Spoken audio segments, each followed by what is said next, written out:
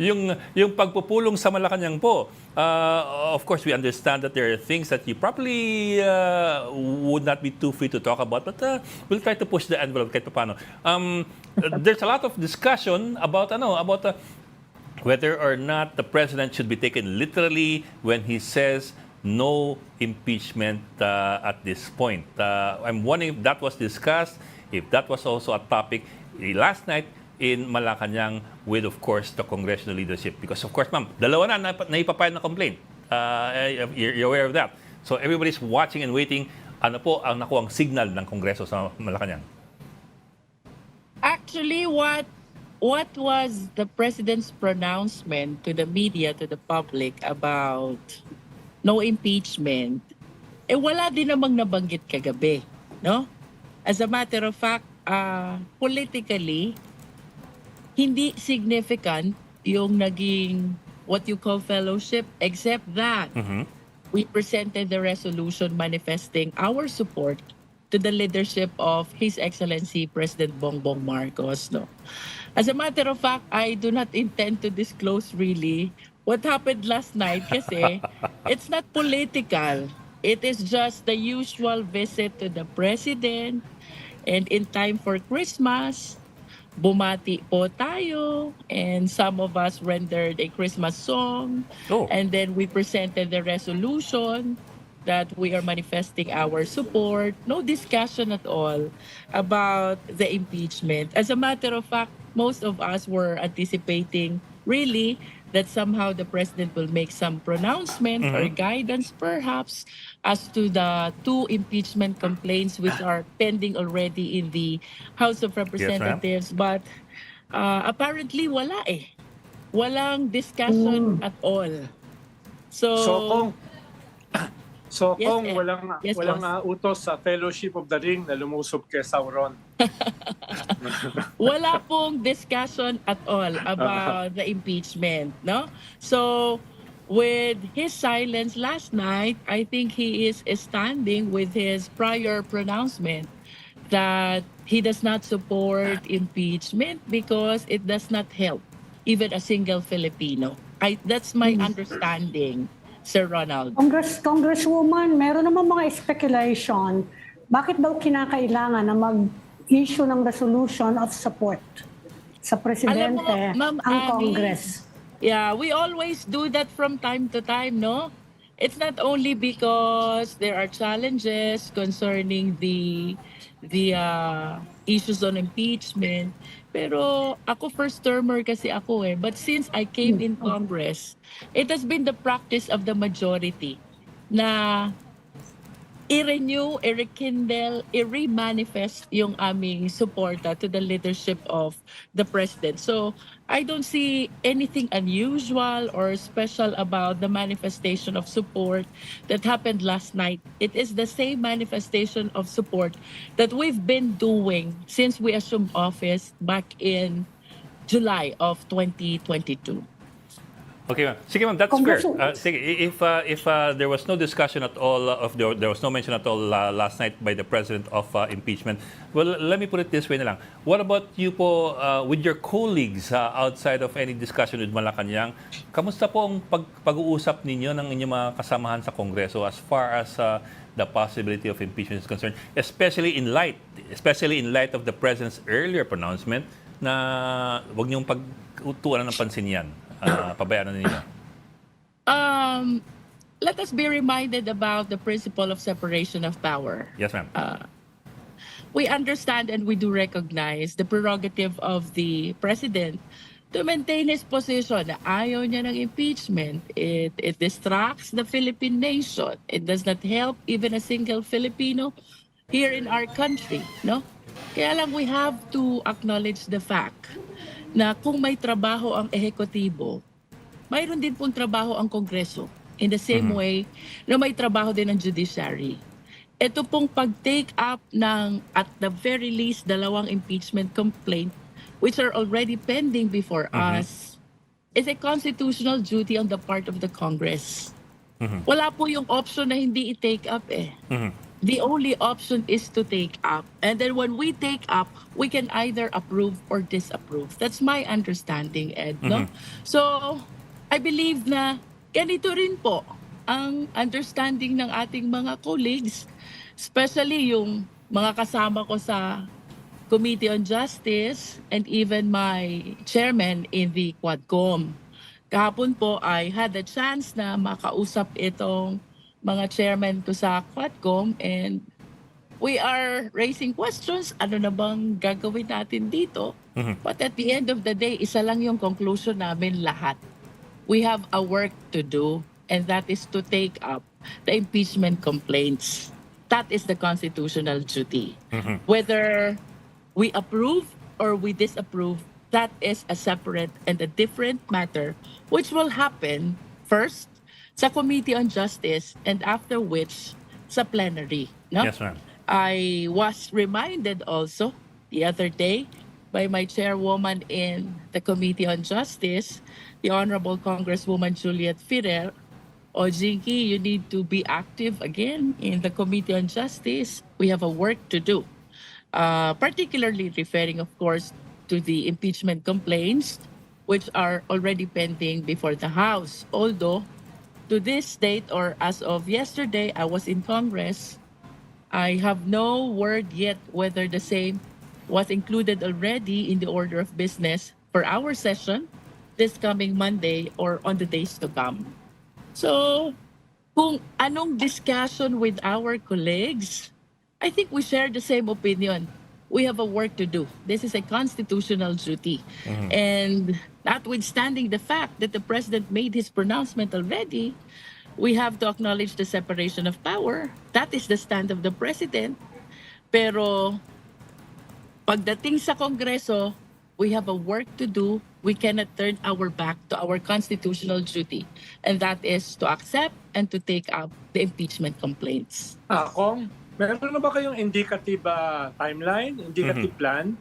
Kahit indicative lang, dun sa work to do. Halimbawa, paano i-consolidate yung dalawang impeachment na na-file, kailan magsisimula sa Justice Committee, no, etc. Dahil hindi limited na lang yung inyong session days this December. No, paano ngayon Christmas parties na At saka sabi mo nga, kung may ilang kongresista na kumanta sa Malacañang. Baka later gusto namin malaman sino yung mga kumanta at kung meron silang tono. No? Some friends who are very good in singing. A couple of friends who really sing well, no? Ganun lang kasimple. About the timeline, Sir Ronald, no? Since I am a first-termer, I have not actually experienced pa how to be involved in this impeachment process, no? At least from the side of the Congress, no? But I understand na we have a period of 10 days 10 days, ma'am. to include these impeachment complaints in the order of business, no? And then after the same is included in the order of business, we have a period of 3 days to refer the impeachment complaints to the Committee on Justice. Once in the Committee on Justice, it has a period of 60 days to resolve, meaning after conducting hearings, we have to vote whether to approve or not to approve the impeachment complaints. Sir Ronald mentioned about the two impeachment complaints. How do we do about it? My understanding is we have to consolidate it. We have to review the grounds that were chosen by the complainants, used by the complainants. We have to see to it that the complaint are compliant with the form and substance. No? So pag sinabi natin may capacity ba itong complainant to file this complaint? Tapos, verified ba ang complaint?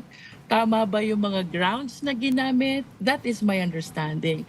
And about compliance with substance, the grounds must be substantiated by facts and evidence as alleged in the complaint. So, etong dalawang ito, once taken into consideration in the Committee on Justice, I believe that we have to consolidate these two impeachment complaints and we have to refer back one impeachment complaint only to the plenary, which will be due for approval by at least 1/3 of the members of the House of Representatives. And going back Congresswoman. to the, yeah? Congresswoman, minimum expectation lang kasi magpapasko na eh. By next week, ano kaya ang pwedeng maasahan ng mga tao? Minimum lang, what can happen? Kasi medyo marami ang articles of impeachment na yan that you are consolidating. Nadagdagan pa ng second complaint. Siguro, you already have an idea kung gaano kabilis sa pwedeng trabahuhin yan ng committee. Before the Christmas break, ano kaya ang pwede naming asahan? The public. Alam mo kasi, Ma'am Ami, no? We are a collegial body. I am just one of the several members of the Justice Committee.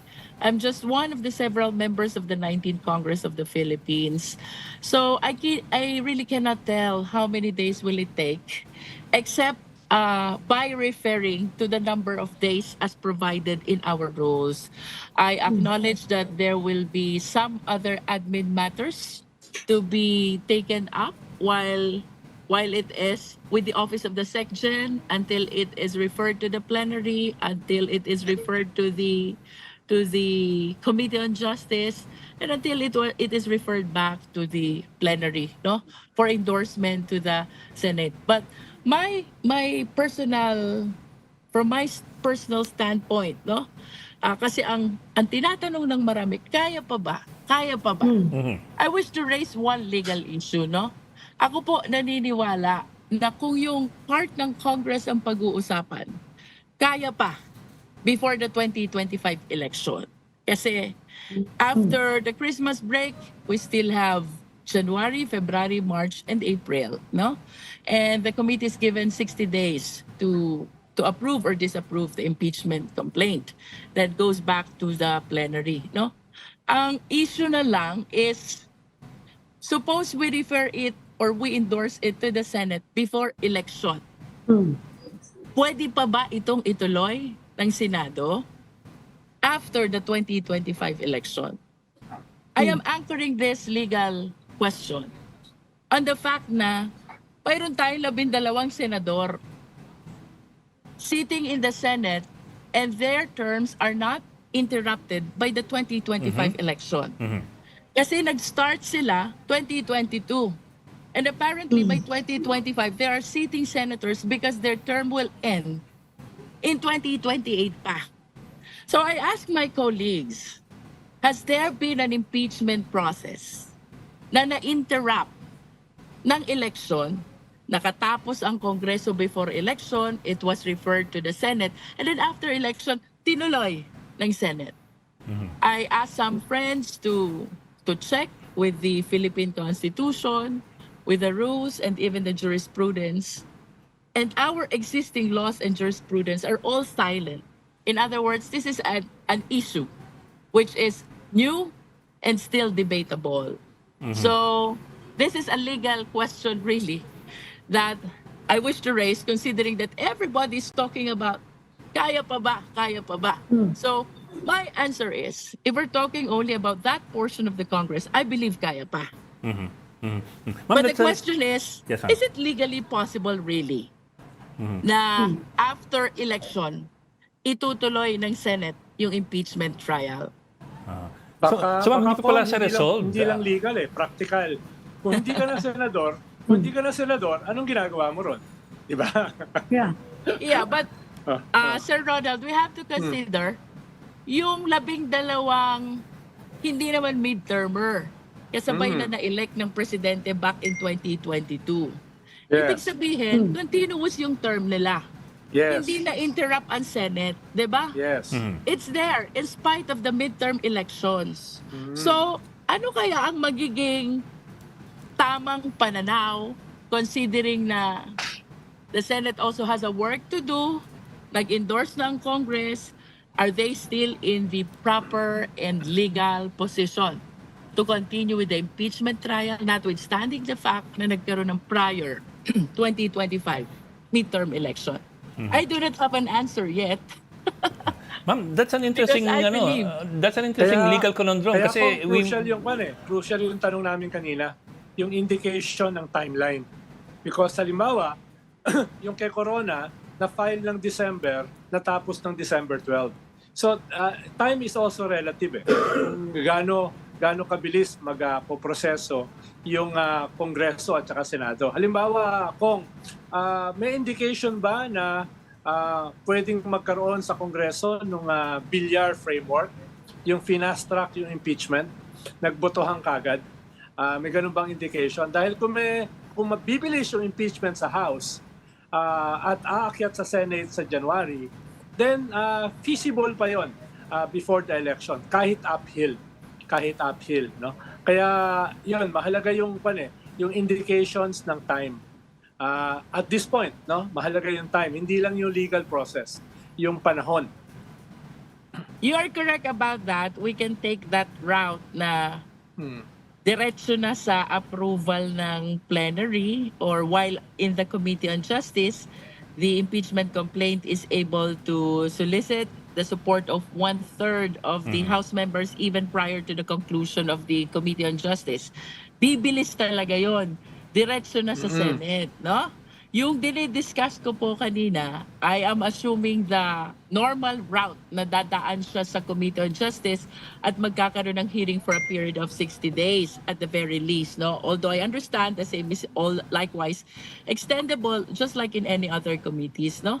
But you're asking Sir Ronald about the indication. I lament that I don't see any indication. Actually, everybody is asking what's gonna happen with the impeachment trial.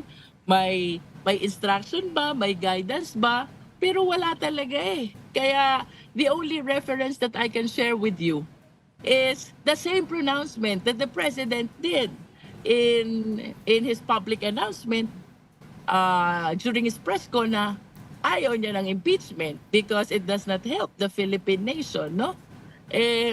Kaya lang, this is a constitutional duty, and to this date, we have not convened yet really kung ano bang timeline, ano bang guidance mayroon ang House on how we're going to take up these 2 impeachment complaints. So the least we can do, at least for me as member of the Committee on Justice, is to make strict reference to what is provided under the Constitution and under the rules of the House of Representatives.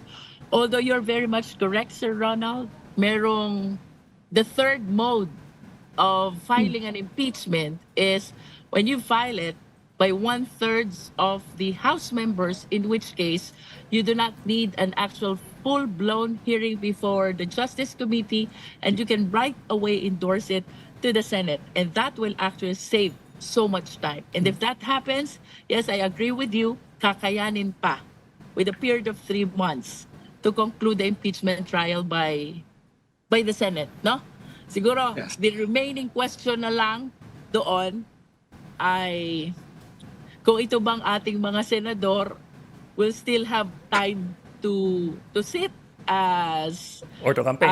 judges of the impeachment court, considering that we also need to prepare for the 2025 election. I myself, I am a candidate also for Batangas 2nd District, and I'm struggling for my time for campaign because of the obligations that we have in the House of Representatives. But at the end of the day, I am inclined to believe constitutional duty to, congressman man o senador man, we should be ready to discharge our duty. Ma'am, you raised an interesting legal conundrum kanina, yung what happens after the elections, whether or not itutuloy pa rin yung existing impeachment complaint. Well, the three of us, of course, we're not lawyers pero I think the three of us were working on the assumption na magre-reset lahat with the after the elections. Just like any bill na pag final mo tapos inabutan ka ng eleksyon, back to zero ka kung hindi natapos. So hindi pa pala resolvado yun. It's still up in the air. It's still up for legal discussion and legal resolution. To be specific, Ed, no, Sir Ed, parang ang gusto kong maging question sana doon, will the disqualification for the next impeachment complaint apply? Considering na meron ng naunang impeachment complaint, tapos hindi tinuloy ng Senate for purposes of trial. Apo. So that is one question. The second question is the Senate still in the legal position to continue with the impeachment trial considering na may 12 You have a senators new set of whose 12. terms were never interrupted by the 2025 election, no? I'm sharing this to you guys kasi gusto ko ring marinig yung insight, legal opinions ng napakarami nating legal luminaries here in the Philippines, no? I hope that in one of your programs, we will be able to hear from legal luminaries kung anong tamang appreciation dito.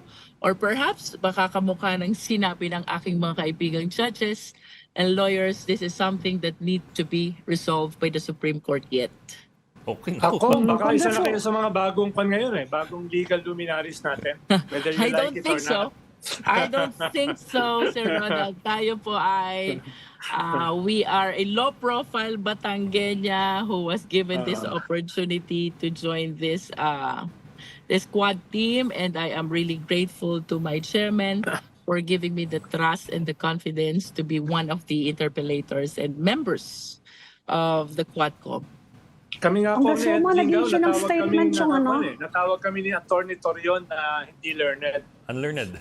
Anyway, huwag ka na humugot dyan. Hugot ka pa dyan eh. Kasi amin may tanong mo. Congresswoman, nag-issue ng statement ang Iglesia ni Cristo Yeah. supporting the text message of President Marcos na wag nang pag-aksayahan daw ng panahon yung impeachment. You think the INC will have strong persuasive powers sa House? May influence kaya yun? I have a high regard for Iglesia ni Cristo, no? Talagang admirable ang kanilang unity. They decide as one, no? They act as one. At ako po'y naniniwala dun sa sinasabi nilang they're not siding anyone. Hindi sila kumakampi sa administrasyon, hindi rin sila kumakampi sa mga Duterte. They're after the welfare of the Filipino people.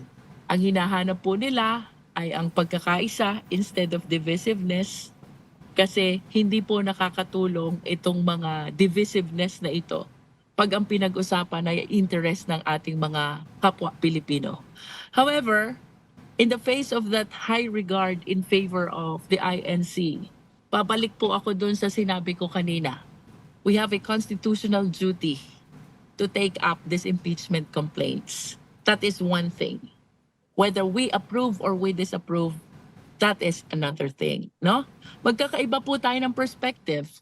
Ang Pangulo po, may kanyang perspective being the head of the executive. Tayo po sa Kongreso, may sarili kaming perspective, having this constitutional duty to take up these impeachment complaints. Ang Iglesia ni Cristo po, being a religious group, have their own perspective as well, na hindi po priority sa kanila itong mga political process na to, impeachment process na ito. Ang importante po sa kanila ay ang interest ng mamamayang Pilipino. Even the judiciary, they have their own perspective.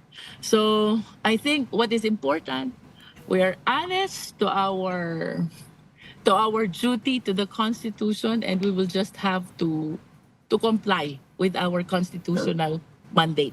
Ika nga, may kanya-kanya tayong trabaho. Let's just do good with our respective jobs. And at the end of the day, ang mahalaga, isa lang ang interest ng lahat. That is the best interest of the Filipino people. Yan kasi kung ang problema sa ating bansa lahat ng mga nagbubunggo ang puwersa, dala nila yung interest ng bansa. I agree. And we have different ways of how we appreciate and how we fight for the interest of this Filipino people. I just hope that we find the common ground, no? Kahit magkakaiba po tayo ng perspective, since we have one goal, sana along the way, we find one common ground para tuluyan po nating mapanatili at may paglaban ang interes ng ating mga kapwa Pilipino. Pero kung pag-assassination ang usapan, baka mahirapan. Even that pronouncement has different interpretations, di ba? Ang sabi ng ating Vice President, taken out of logical context, no? So, mahirap talaga na nagpro-pronounce ka publicly, no?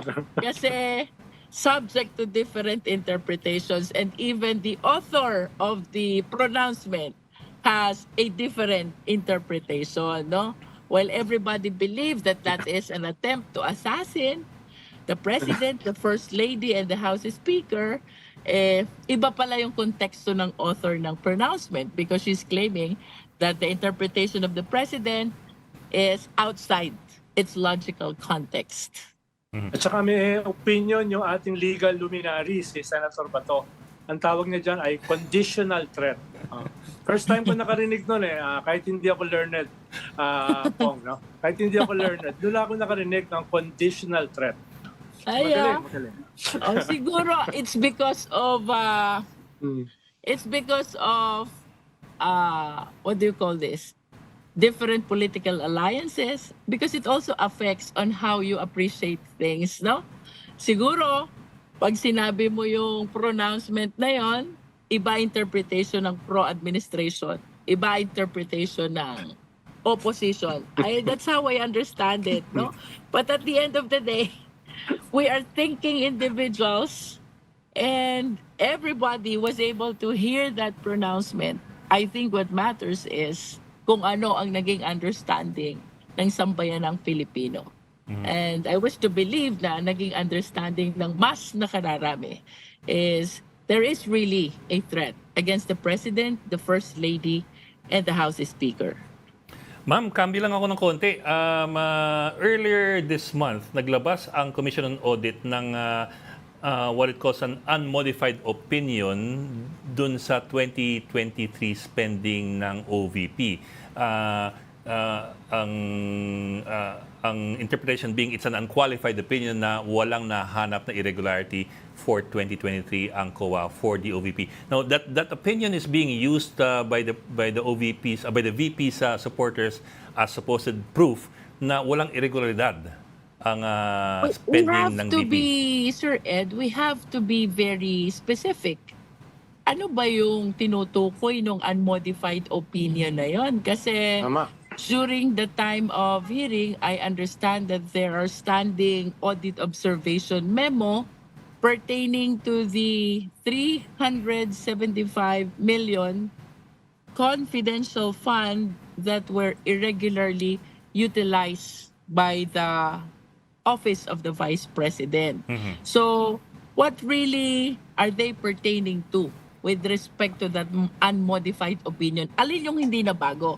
What is the original opinion that they are pertaining to when they are saying unmodified? Alin yung hindi na bagong opinion? Well, the other thing I wanted to point out is is it correct to say na it's a different auditing unit that looks into confidential intelligence funds, yung ICFAO, Intelligence and Confidential Funds Auditing Unit. You are correct, Sir Ed, no? Iba po ang nag-audit sa regular funds, iba po ang nag-audit doon sa Confidential Intelligence Fund, ICFAO, ang tawag doon sa nag-audit dito sa Intelligence and Confidential. And we have to make sure, alin ba ang tinutukoy ng unmodified opinion. Kasi yung standing AOM, as of the date of hearing dito sa OVP, it pertains to the 175 million times 3 quarters, equivalent to 375 million of the 2023 confidential fund of the Office of the Vice President. So it may be a different thing altogether. I mean, we may be looking at apples and oranges. It could refer to a regular fund. It could refer to a portion of the confidential fund. We have to be specific. Alin po ba yung sinabi nyo na hindi nabago ang opinion nyo pertaining to the audit of the budget of the Office of the Vice President? Okay. Kung dumating na ba yung Christmas cards galing sa Malacañang? Christmas cards? Wala pa po akong nabasang Christmas cards from Malacañang. Baka nandun kasi kung nandun yung instructions.